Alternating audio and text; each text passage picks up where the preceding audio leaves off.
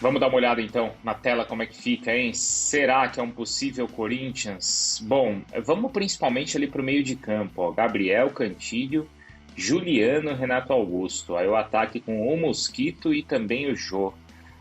Ô Eugênio, no papel assim fica legal, hein? Eu não sei em campo como é que vai ser, mas você acha que vai refletir o que a gente está imaginando aí com essa arte?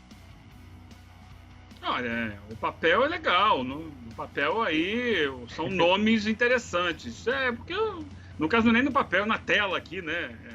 É na tela, na nossa É, projeção aqui, na nossa arte, fica bonito. Mas assim, eu vejo dificuldade aí de montar o time com essa escalação aí, né? Porque tá faltando pegada no meio-campo. Mas vamos ver como é que ele vai desenhar essa equipe. Tem que ver como é que vai ser essa situação do Jô depois do que aconteceu com ele também. São dois nomes que chegam com qualidade técnica, isso é indiscutível. Mas repito o que disse ontem: não são jogadores no auge da carreira. Assim como o Jô, né, e outros que passaram recentemente pelo Corinthians, eles já vêm numa curva descendente. Espero que possam contribuir. concordo. Inclusive ontem, não sei se vocês viram, tem uma arte, né, que é o Instagram da ESPN, não lembro se foi da ESPN ou do Fox Sports, que colocou assim esses jogadores todos com a camisa da seleção brasileira, perguntando se vinha aí uma seleção corintiana, né? Eu, assim, pena que é uma seleção de 2015, né? De 2016, de 2017, né, Prats? Se fosse assim 2021, aí já entregava a taça, mas não é, né? Não é, mas é aquela história, Bruno. Às vezes a seleção de 2015 para 2021 ajuda. Ela não resolve os problemas todos, mas ela pode ajudar. Eu acho que ela tem o seu valor. Eu acho que é assim, ó. A seleção de 2015 é melhor que o atual Corinthians, mas eu não sei se é melhor que os atuais rivais do Sim, Corinthians, entendeu? sim. Aí, Acho aí que é eu por tô aí. com você. Aí eu tô com você. Em relação aos melhores grupos do país hoje, não. O Corinthians Uhum. não chegaria a tanto, mas melhora muito a equipe, né? A gente está falando da questão que a gente está fazendo, obviamente. Quando o Corinthians tiver o Renato Augusto e o Juliano à disposição, como ficaria o time? E eu imagino que hoje o time seria mais ou menos esse mesmo.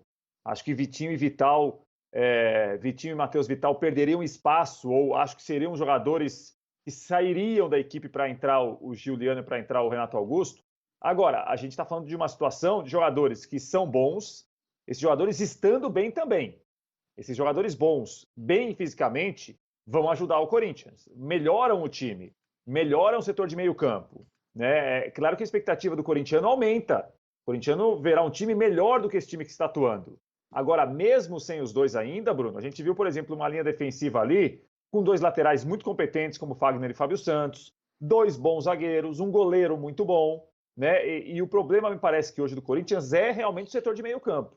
Né? O Cantillo tem jogado bem com o Silvinho, mas Vitinho e Matheus Vital abaixo de outros jogadores do time. Então, Renato Augusto e Juliano, me parece que nesse momento seriam os dois para entrar nos lugares de quem não está tão bem como talvez outros setores do time hoje. Tem a questão da média de idade do time também, né?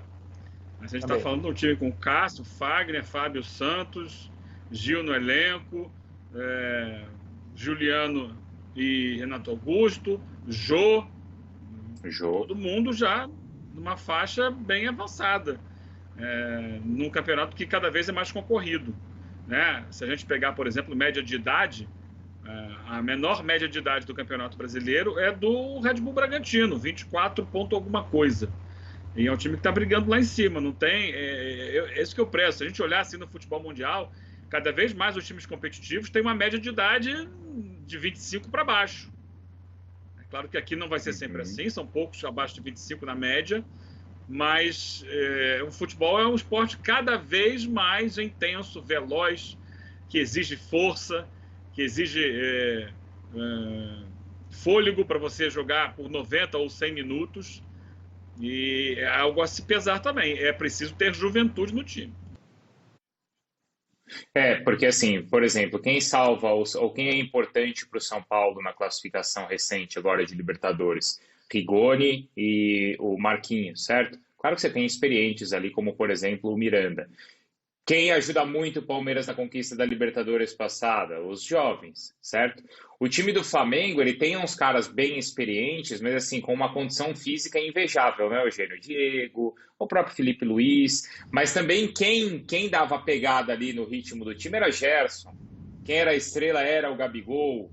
Então é muito importante você, no mínimo, conseguir equilibrar isso, certo? Sim. Mas o Flamengo acho que é uma exceção pela extrema qualidade técnica da equipe, né? E por ter ainda alguns jogadores mesclados ali mais jovens. Mas é uma questão a ser considerada. Vamos esperar. É claro, o torcedor ele olha assim: poxa, Eugênio, mas você é chato, meu time contratou, chegaram aí jogadores conhecidos, de qualidade, renome. Sim, são. Mas a gente aqui tem o papel de também tentar olhar os dois lados da moeda. São jogadores de qualidade, são jogadores que qualificam o time, tecnicamente falando, e o Corinthians precisa de qualificação, mas o futebol, repito, é muito físico, cada vez mais. E o time do Corinthians já tem outros jogadores mais envelhecidos. Essa é uma questão a ser observada para a gente medir o desempenho ao longo do tempo. Pode ser um problema esse para o Corinthians, Prats? Ou não? Tecnicamente isso supera a questão física? Não, a parte física eu acho que pode ser um problema. Eu acho que é algo que preocupa e certamente o Corinthians deve estar pensando nessa situação de contar com jogadores que são bons, que têm muita qualidade para jogar, né? Mas como que vai ser o ritmo quando eles puderem jogar pela equipe? Agora, tem um outro detalhe aí, Bruno, que eu acho que você e o Eugênio tocaram em um ponto muito interessante, que é a média de idade, de utilizar, às vezes, jovens, né, para muitas vezes esse jovem acabar ajudando a equipe fisicamente, com o vigor que tem. Agora, os jovens do Corinthians, tirando o João Vitor, que foi para o Atlético Goianiense e voltou bem, e o Lucas Piton, que fez bons jogos pela lateral esquerda, os outros jovens, quando tiveram chance, não agarraram a chance ainda também. Claro que o jovem, muitas vezes, tem que ter uma paciência, é uma outra situação.